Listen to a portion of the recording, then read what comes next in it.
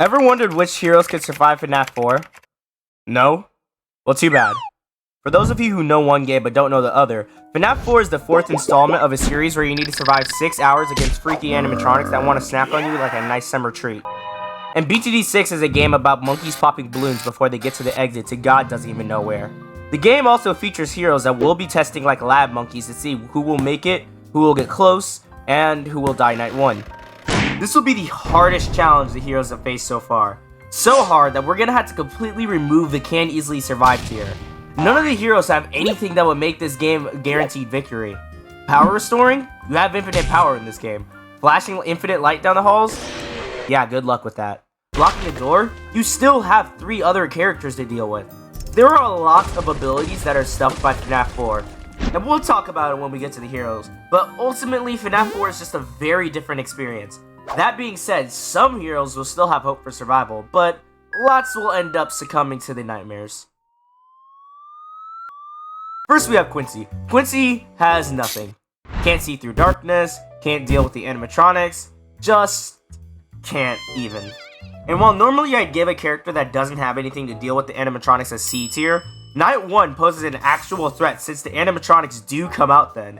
So there's a solid chance to actually die Night 1 here. So the first night is never usually that bad in any of the games, so I'll play through. That being said, Quincy gets a D tier, dying Night 1.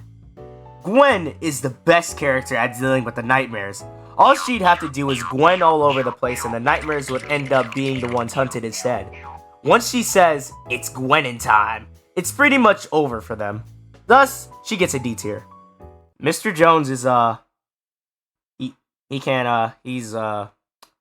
just put him in D tier and move on. Obyn soloed in every other FNAF game because he could block the doors with his trees. But like we brought up, he'd still have to deal with the other animatronics.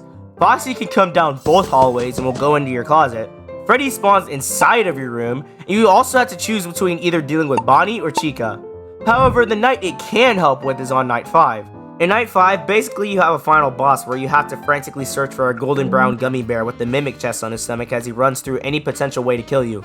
Whether that's going down the left or right hallway, or turning on no clip and putting himself in the closet or bed. Blocking off one door means you don't have to search as much, giving you a lot more leeway for survival. However, Fredbear can catch you with your pants down even if you have them duct taped onto your legs. So this isn't a surefire way of winning. So, Obyn will get an A tier, the highest tier on this list. Corvus used to be able to suck souls. Now he sucks. He just sucks. Well, not too much, because there's actually one trick up his sleeve. Teleportation.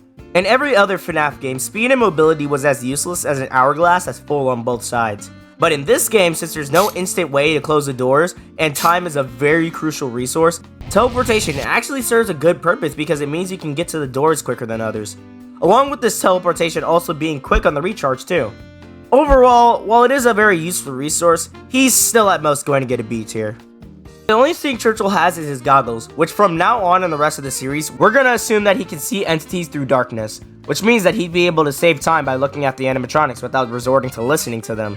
Still, this doesn't really go anywhere other than dealing with Chica and Bonnie easier, so he'll get a B tier.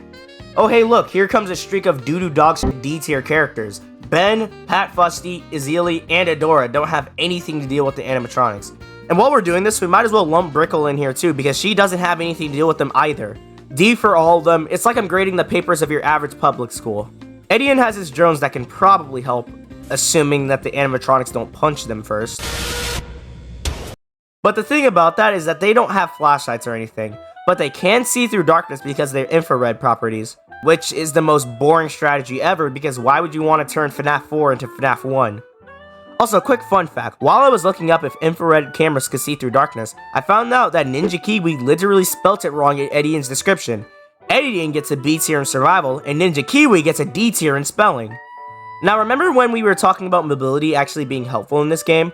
Well, Sauda is naturally extremely fast, even faster than DDT's, meaning that she can easily get to doors quickly and efficiently. I don't know how you efficiently get to a door, but either way, she gets an A tier. Sai is blind. Being blind means that their sense of hearing is way better than everyone else's. Either that or they use some magical sense which allows them to know where stuff is around them.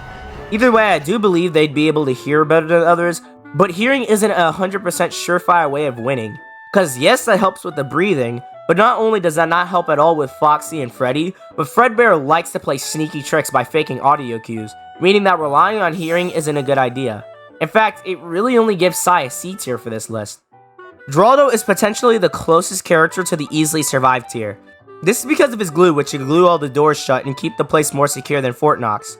The problem with this is it's uncertain if he has enough to permanently keep the doors shut.